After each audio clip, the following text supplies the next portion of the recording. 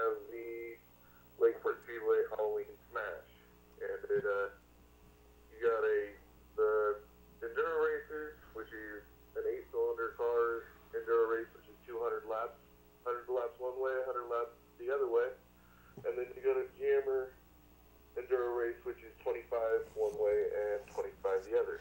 Mm-hmm. Right on. So so tell us a little bit about the KXBX October Classics as well. That's coming up Friday, Saturday, and Sunday at Lakeport Speedway. Is that correct? Yes, that's right. What's happening for that, and what are we going to see? Are there going to be any late models out at that one?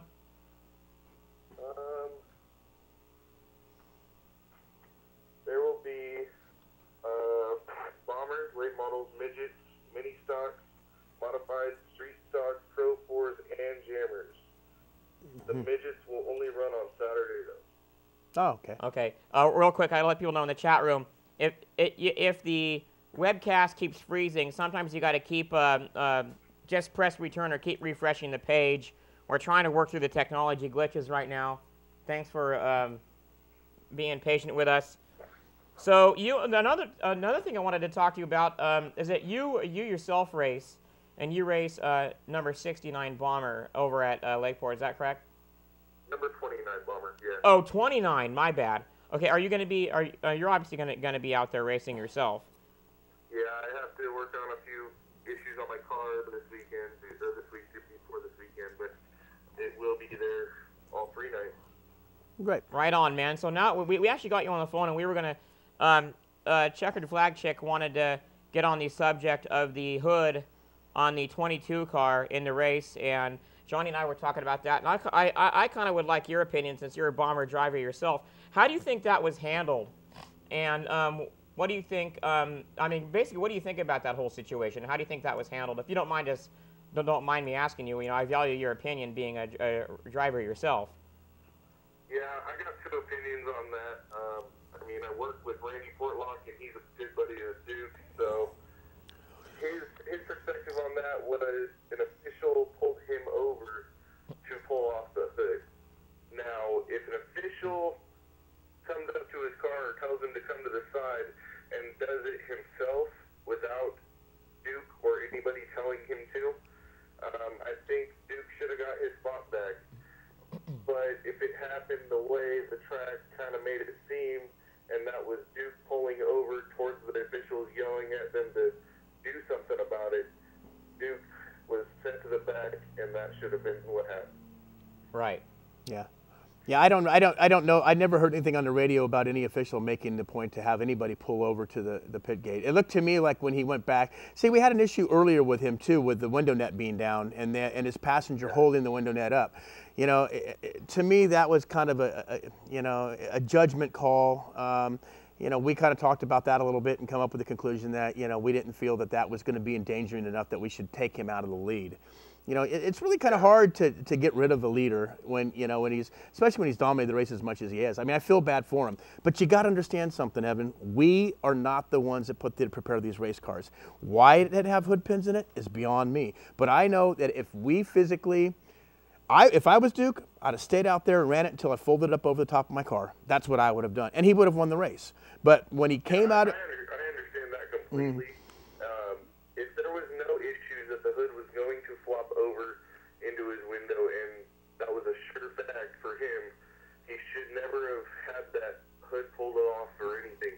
Right. So, I mean, you're right there when you're saying that, because that would have won the race, or it would have been a really good battle between him and Manya. Well, see, yeah, oh, definitely. And the thing is, the point that, you know, we talk about throughout the whole year, a lot of people are saying, well, what's the difference between pulling the fender out that's rubbing compared to taking it off? You know, we've taken bumpers off and we've helped people out.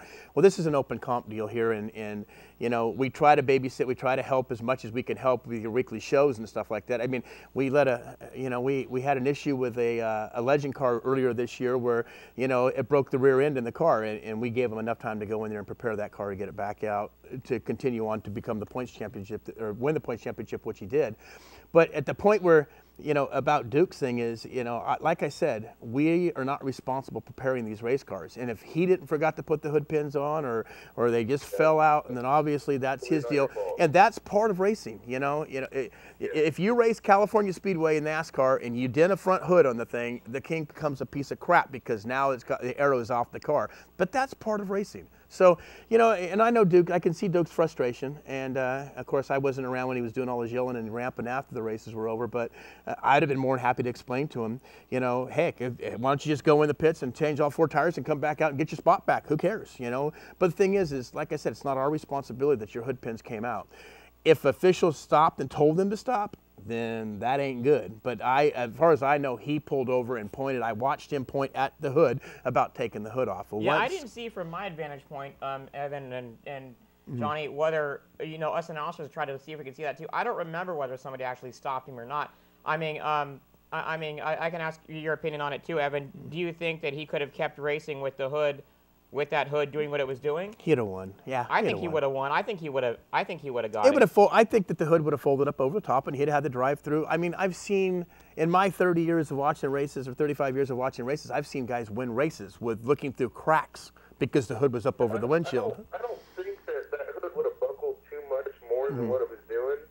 But, I mean, Mania had a really good car. She would have given him a hell of a run. But that hood would have stayed exactly where it was that whole time. Yeah, I didn't think it was an issue that he needed to go to the pits in any way whatsoever, and that's what I was trying to get to. If he had came back around again, I'd have just said, hey, stay where you're at and race the thing the way it is. It's not. I didn't see it being a dangerous factor that he needed to be black flagged at that point at all. I mean, if it looked like there was one hole in it, I mean, we ran the whole street stock race with a guy with the front nose wrapped around that he could have reached out the window and grabbed it.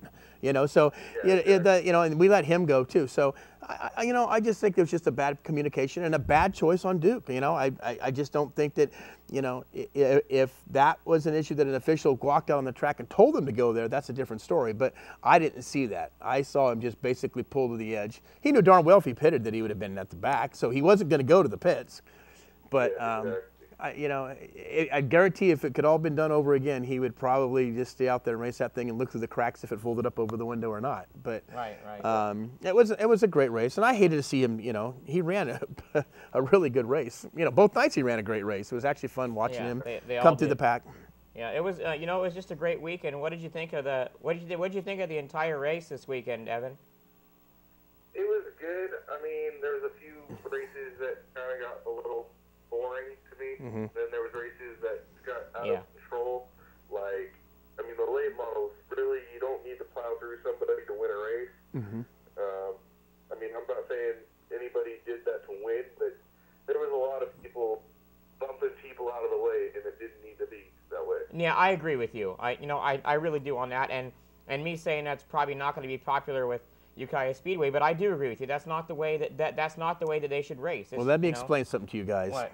When you've got a car that's got 400 to 500 horsepower and you park in corners and you rip down the straightaways, you're going to have contact being made. And how the contact's being made... But there was some purpose contact, like he was saying, too. There were some people that went a little overboard. I still think, like to give you a good example, the 34-22 incident that happened in the beginning of the race, that was Corey coming down. I mean, there was no obvious that, that Corey had problems holding the bottom, and which means the 34 car, and the 22 shot the gap and made it and then actually came down. That's why the 22 car didn't go the back to back. Now, if we were running against the Airport Auto Broker late model rules 100%, then yes, he would have had to go the back of the pack because he was involved in the yellow. But yeah, I know what you're saying, Evan, because that's, that was my 325 lap that I flagged in the last 3 weeks. And we were lucky enough to know that we went the first 225 laps of the opens that I flagged at with only 5 yellows. And we probably exceeded that 5 yellows by lap 15 of the late model race in Ukiah. Right. But it's that long, like I said, it's that long straightaway, tight corners. I brake easier than you do, and watching them from the flag stand, incredible. I mean, it's got to be like racing out of this cup, this little Dixie cup here, because they're going so darn fast. And it's interesting to see that they can actually maneuver around stuff without running through people. But it was getting a little bit out of hand. I agree with you. Yeah. And I believe that the bonus bombers probably put on the best show. Yes. Yes, I think. Yes, I think. Hell of a driver. I mean, there was the one incident with the Duke.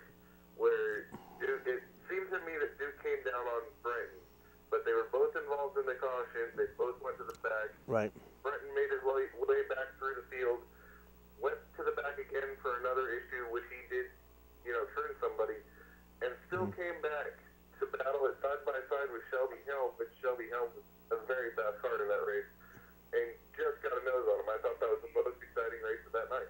Yes, Yeah, it was. And that I was was a talking about good that race. earlier. I was on the edge of my seat. I surprised my voice lasted as long as it did for the rest of the races after that, because that was quite an exciting race. And they Yeah. And now I was trying to find out. Do you know why? Possibly why? Because I noticed that Shelby Helm didn't come back out for the regular Bomber main.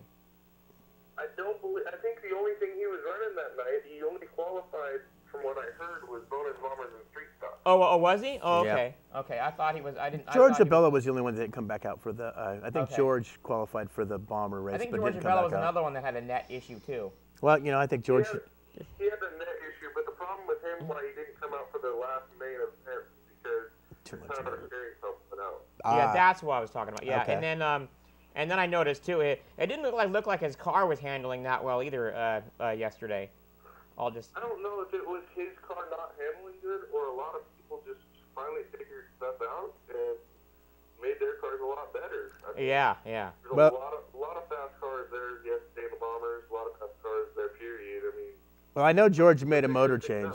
Yeah. Well, you know what? George made a motor change, and that was he said he says I put a restrictor plate on it, went faster. So I think there's a lot of issues that putting a better motor in your car to try to compete in two classes. And we've had made a George on difference. the show and said this before, and I've brought it up, and it's probably not going to be popular, but it's merely my opinion. I think people, including the fans, probably just got tired of George and his winning streak, this year.